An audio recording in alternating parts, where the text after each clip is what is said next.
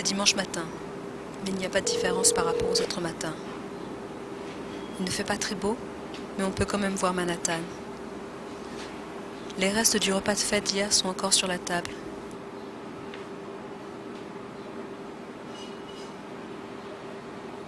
Et l'évier est encore plein de vaisselle à laver. Comme d'habitude, les autres colocataires ne sont pas encore levés. Bah, c'est pas mal non plus. J'aime pouvoir utiliser la cuisine toute seule. Mais une chose est différente. Oh, hi Scott. Sorry to wake you up, but I feel a little bit strange this morning. Yes, I know. It sounds a little bit strange, but I'm seeing things like a pictures. Yes, picture. One picture after another. So, please, can you find out from your friend what did you give me last night? Yes, all right, I will check up with my doctor, but please, can you find out from your friend? Because I'm a little bit worried. Okay, thank you. Talk to you later.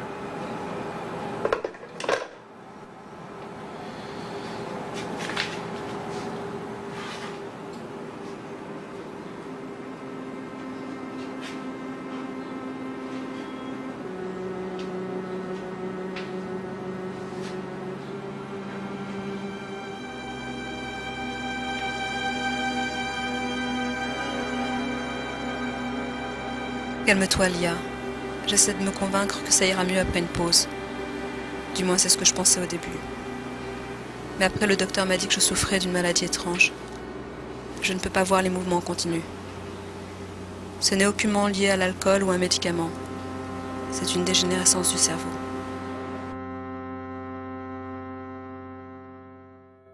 Viens, viens. Tu sais quoi? Quoi? Viens. Tiens, c'est beau. T'es complètement mal. Je suis un oiseau et je vole.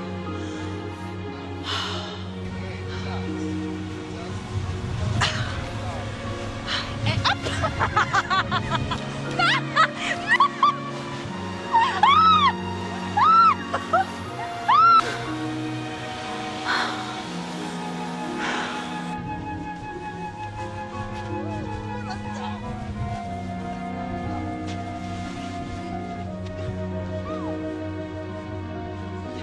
Depuis que j'ai cette maladie, ma mémoire est comme fractionnée en images. Je pense que la situation est grave.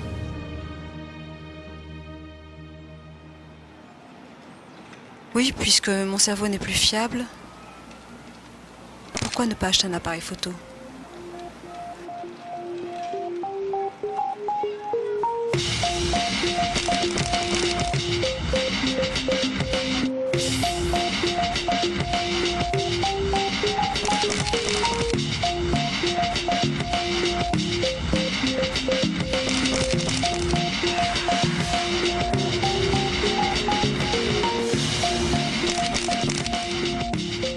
J'ai donc commencé à tout photographier, surtout les gens qui me regardent.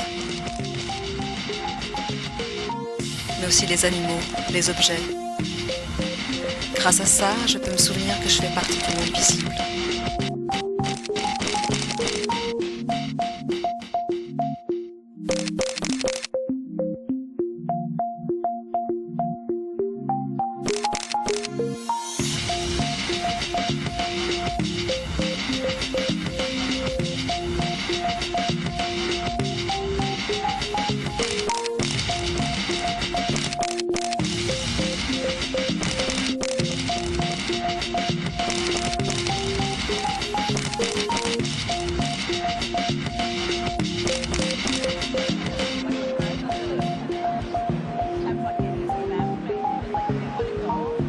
Est-ce parce que je n'ai pas d'amis que j'aime les endroits où il y a beaucoup de monde et que j'aime regarder ce qu'ils font? C'est pour ça que je ne me sens pas toute seule.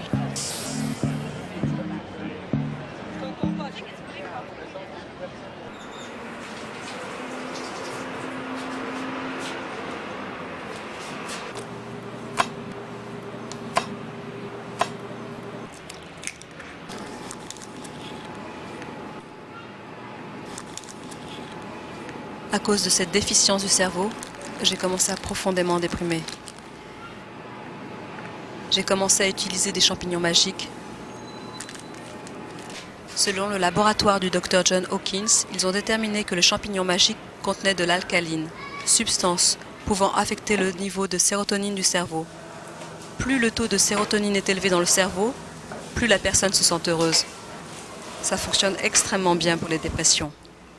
Il paraît que c'est mieux de le manger directement. C'est pour ça que j'ai commencé à le cuisiner dans un plat. J'ai essayé des méthodes naturelles et aussi des chimiques.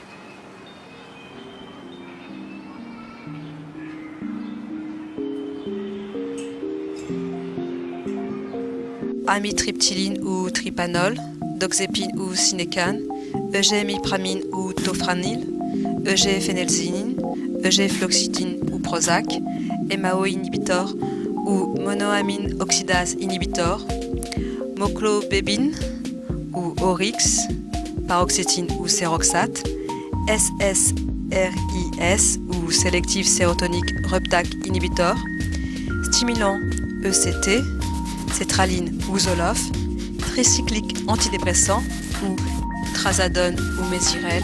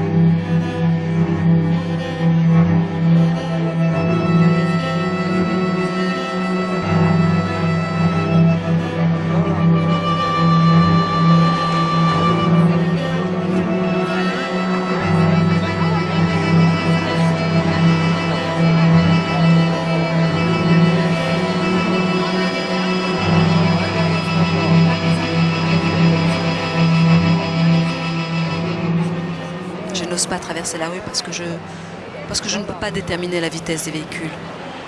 Quand je vois une voiture, j'ai l'impression qu'elle est très très loin, mais au moment où je vais traverser, la voiture est finalement très proche.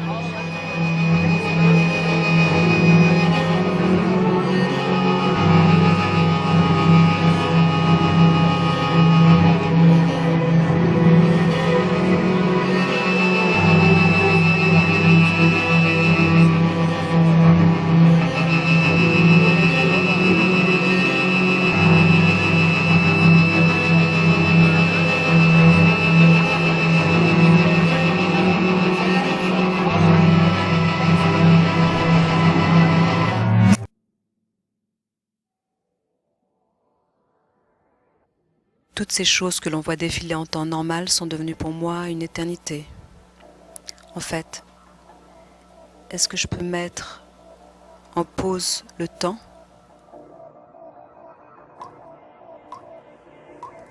Au début, je pensais que c'était juste des hallucinations, un peu comme dans les yeux d'un boxeur qui a été bien entraîné et qui évite un coup, ou encore l'instant avant l'accident et la montée d'adrénaline qui laisse croire que le temps est rallongé.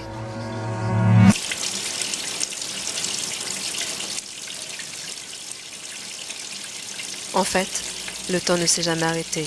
Il est seulement devenu de plus en plus incontrôlable. Je pense que ça empire de jour en jour.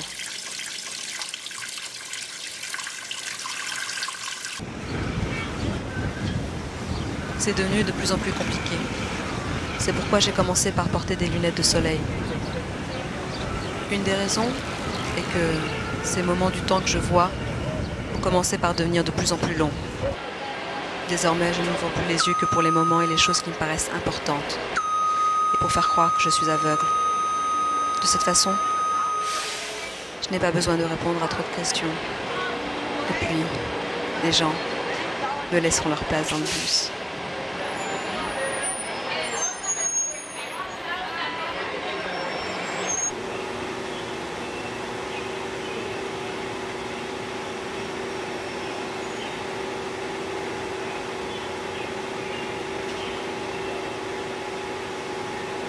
Alors je suis donc tombée amoureuse des plantes. J'ai commencé à comprendre que même s'il semble qu'elles ne bougent pas, il y a toujours un petit univers qui pousse en elles. Elles grandissent à leur propre rythme, produisant ce que l'on appelle la photosynthèse. Bien que leur vitesse soit lente au point que tu ne puisses le remarquer, il y a de la vie au plus profond comme nous. Rien qu'en les regardant, ça me rend plus forte.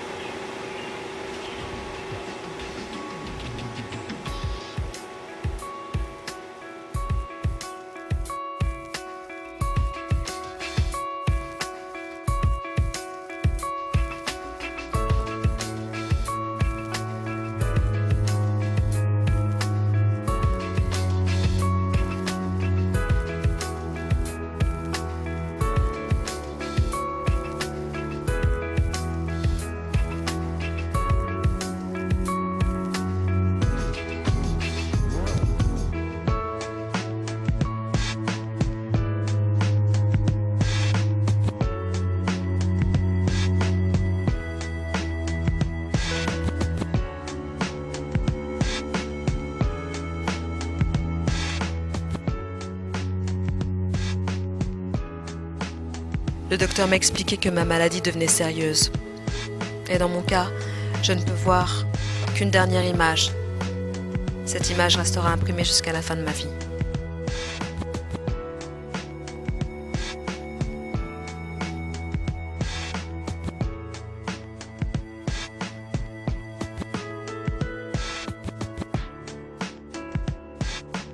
J'ai peur. Je n'arrive pas à croire que je ne puisse plus voir les gens que j'aime. Je ne peux plus voir les beaux paysages, seulement entendre des descriptions qu'en font les gens. Est-ce que je me désintègre de l'intérieur? Ou alors est-ce que je cède à la force extérieure? Est-ce que je suis assez forte pour ne pas céder à cette force?